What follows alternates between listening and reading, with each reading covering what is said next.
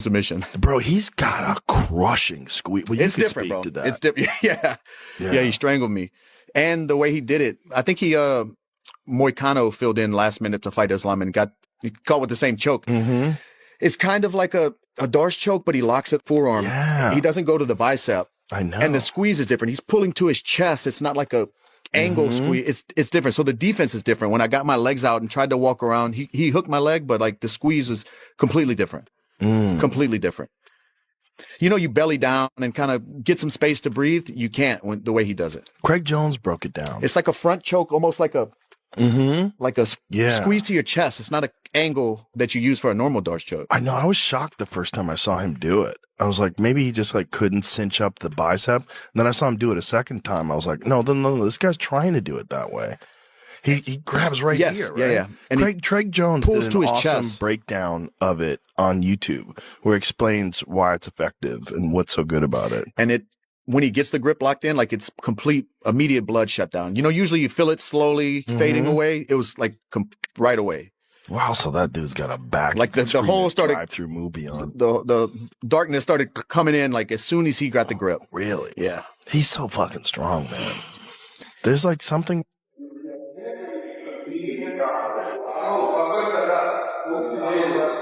Что мне говоришь, что я опаздываю? 17:30, видишь, нет еще. Валик, шалом.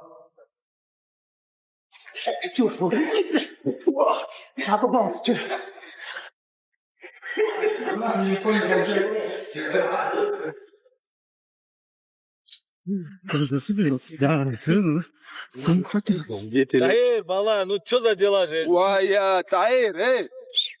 Сейф, штраф что надо? Отжимание. Железно. Давай 50 отжиманий. Нет, иди, я разберусь. Я хочу посмотреть, брат, если я опоздал, бы меня не оставил. Хорошо, Таир. Таир, давай отжимание. Иди сюда. А что ты еще как будто на прогулку идешь, опоздал, а? Я не опоздал, а ты... Как не опоздал? Опоздал, брат. Не. Сегодня у нас день борьбу проводит Яков. Честно говоря, сегодня можно было просто поиграться. Игры сделать и все, отдохнуть. Утром тяжелая тренировка была.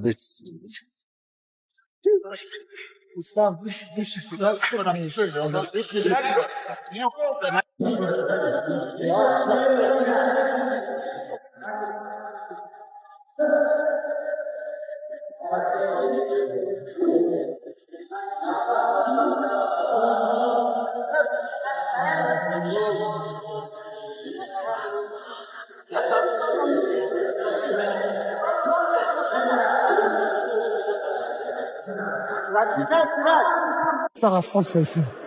Просто делай свою жизнь.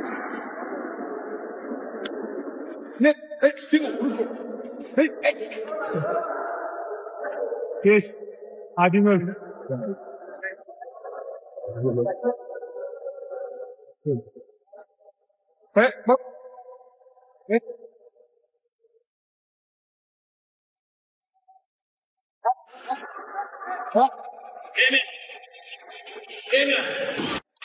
And now when it comes to this fight, because like I said at the top of the video, I actually think Ian Gary has a really good chance in this fight. And it pains me to say that as someone that, again, I need to stress this. I fucking hate Ian Gary. Have I mentioned that in this video? And I'm a fan of Islam Makhachev, okay? But I just need to be real. I feel like Islam Makhachev is playing with fire by not having turned right around. He got offered a fight at UFC 324 after blobbing JDM, taking 0 damage, and moving up to 170, so it's not even this massive weight cut for him now. He clearly bulked up and filled out into the division, but still, it's not the same as cutting to 155 and turning right around. And he turned it down for whatever reason, right? We don't know. He got offered the White House card, apparently turned that down due to injury. And now we're hearing all these rumors that he's going to be back at UFC 330. Again, I'm going to build that card later on in the video, but I feel like he's given these guys a lot of time to improve. He's given Leon Edwards, what's this kid's name? Carlos Prates, Ian Gary, even Michael Morales, even though I don't think he should be in the conversation. He's given all of these guys time to get fights and get better, and they're younger than him, they're hungrier than him. And the biggest thing for me that concerns me about Islam Makhachev in this division is I feel like I'm seeing a pattern right now in the weight class, and I'm going to point it out to you. And actually, it makes me sad to accept this as a JDM fan, but There is just a certain build that is dominating this weight class right now, and it is the tall, lanky, well-rounded strikers. Okay? Listen to this fucking theory. Look at the top 5. Ian Gary, Carlos Prates, Michael Morales, and then JDM and Bilal Muhammad, who have lost to these guys, basically. You know what I'm saying? Think about what I'm telling you, right? Ian Gary, tall, lanky striker with solid grappling. He beat Bilal Muhammad the exact same way JDM did, except JDM did better, you know, whatever. But stuffed his takedowns, pieced him up. That's a good win. But he gets in there with Carlos Prates and he's able to match his frame and do well against him on the feet, outstrike him, mix in the grappling more effectively than JDM was able to. Ian Gary, with his build and his skill set, is able to beat both the guys that JDM and these guys can beat, like, and Sean Brady and Bilal Muhammad, these guys can beat, right? But also is able to beat the other tall, lanky, like mutants at 170 like Carlos Prates. Same with Carlos Prates, dude. This shit is fucking unfair, bro. This guy's massive. I saw this guy in person. It was like a fucking Arkham boss battle started when this guy jumped around the cage. He can handle grappling. We saw it against Leon Edwards. We saw it against JDM. We saw it against Ian Gary. He stuffed basically all of his takedowns. And on the feet... Forget waiting around, because Islam Makhachev is charging straight into the biggest test of his entire career. With his highly anticipated showdown against Charles Oliveira's successor approaching, the undisputed champion has buried himself inside an unforgiving training camp, relentlessly sharpening every weapon available. Yet it isn't only Makhachev's brutal preparation stealing attention. Fresh footage from his camp, alongside the elite coaches directing every move, has fans buzzing and questioning exactly what secret strategy he's preparing for this massive clash. Which parts of his arsenal has Makhachev upgraded most? More importantly, will those improvements completely overwhelm his opponent? Everyone's about to discover soon. Makhachev. He does well with Islam on the stand-up because he's rangy, he's tricky, all those. But on the ground, he doesn't. He does okay, but he doesn't survive on the ground. I don't think. I mean, well, okay, he might survive 5 rounds, but he won't get the best of Islam on the ground.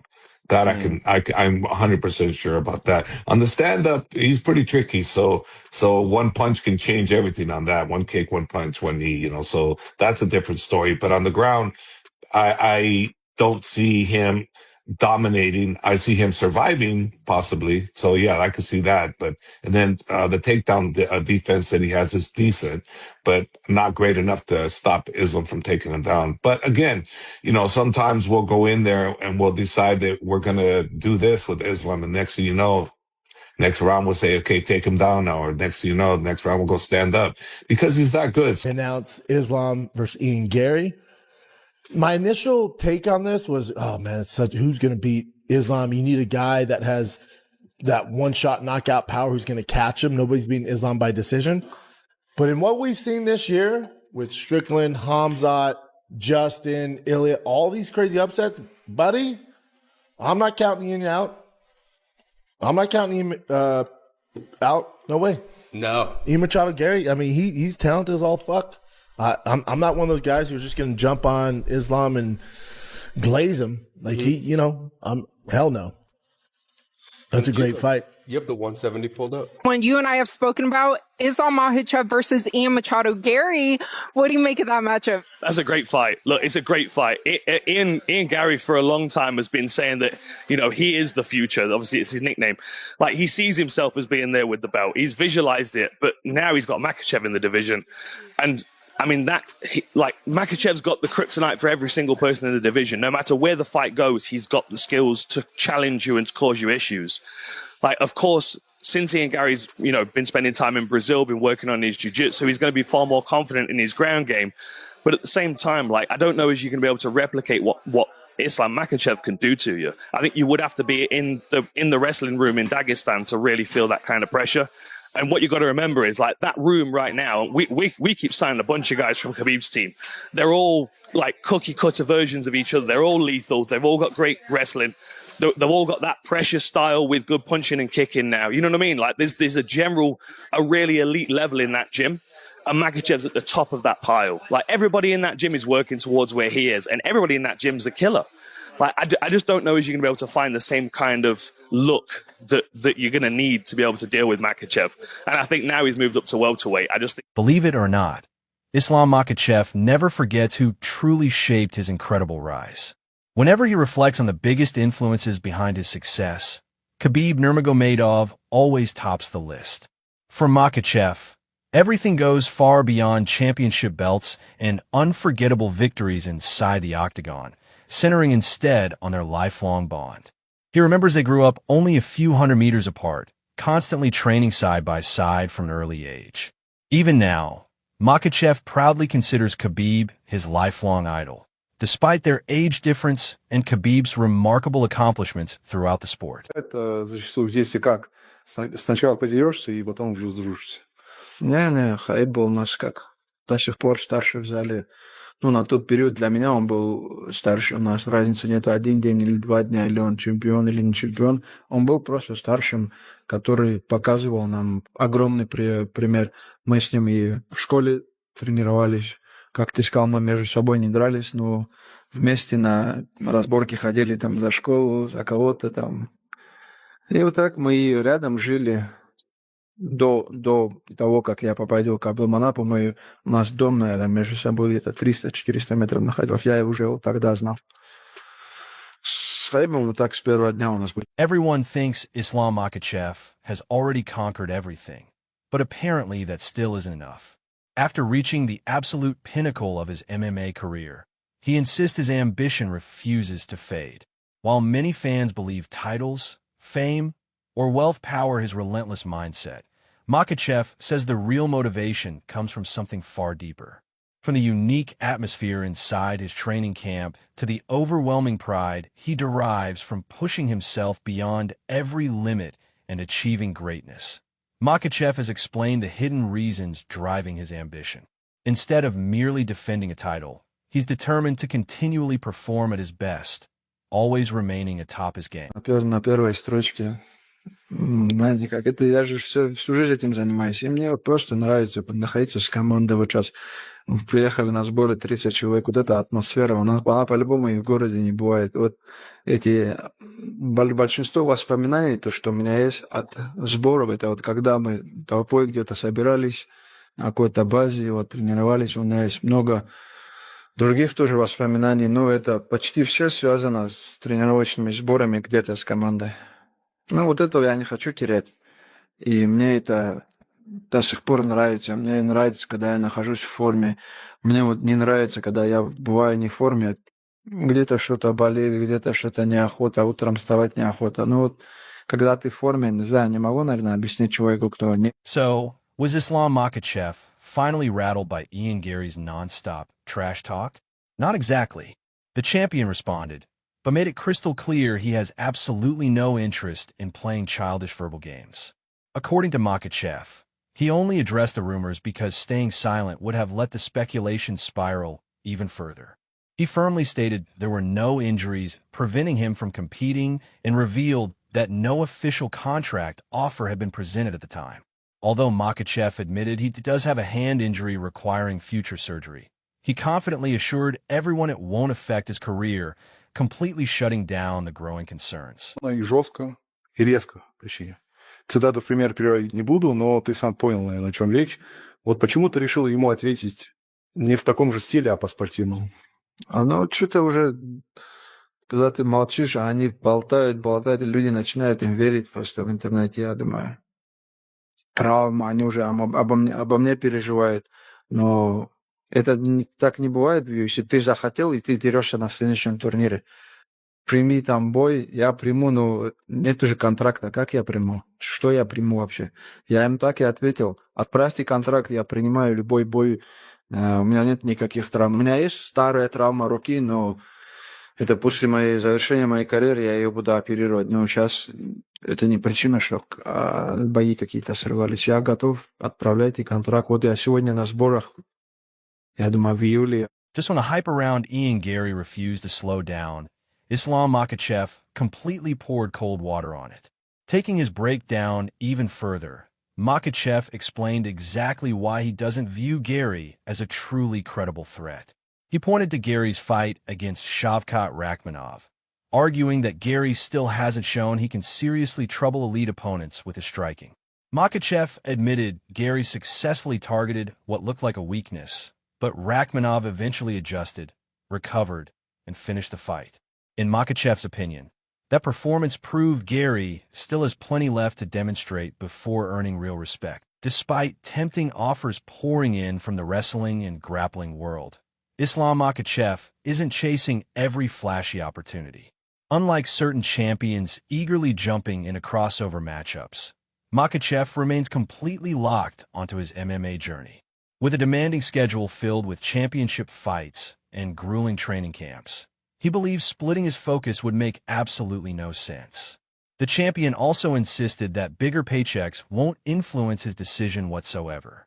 For Makhachev, nothing matters more than protecting his place at the top of the UFC rankings. Proving his legacy inside the cage will always come before everything else. Now the predictions are getting seriously wild. Brendan Schaub jumped into the debate, breaking down every possible outcome of this blockbuster fight. While he still sees Islam Makhachev as the overwhelming favorite, Schaub admitted an Ian Gary upset would completely change everything. According to Schaub, defeating Makhachev would instantly launch Gary into a massive showdown with Conor McGregor, especially if he calls him out afterward. However, if Makhachev successfully defends his title, Schaub believes that dream fight probably disappears. Even so, he refused to completely count Gary out. At first, Schaub confessed Makhachev looked nearly untouchable, arguing any challenger would need genuine fight-ending power because winning a decision against the champion seems almost impossible. Still, after witnessing several shocking MMA upsets this year, Schaub now believes absolutely anything can happen. Rather than dismissing Gary, he praised the Irish contender's skill set, insisting this matchup is much closer than many fans realize. Dan Hardy echoed that excitement, calling it an intriguing challenge, but warned Gary's biggest problem remains Makhachev's complete skill set. Although Hardy acknowledged Gary's major improvements in jiu-jitsu and overall preparation, he insisted nothing truly compares to the relentless pressure Makhachev brings inside the cage. Hardy believes the champion's wrestling, striking, and suffocating control create nightmares for every opponent. He also credited the elite Dagestani training system for molding Makhachev into a champion unlike anyone else in the division. Hardy added that Makhachev's move to welterweight has only made him stronger, healthier, and even more dangerous. As for Gary, Hardy argued technical striking alone won't be enough, insisting he must inflict serious damage early because outpointing Makhachev across 5 rounds is simply unrealistic. Meanwhile, Javier Mendez identified the one place Gary absolutely cannot afford to end up. Despite praising Gary's striking, Mendez believes the ground remains a massive weakness. According to him, Makhachev's wrestling and submission game exist on another level entirely, making the canvas incredibly dangerous for any opponent. With both men preparing for their championship showdown, Mendez made it clear he doesn't believe Gary has the tools to survive if Makhachev successfully imposes his dominant grappling game.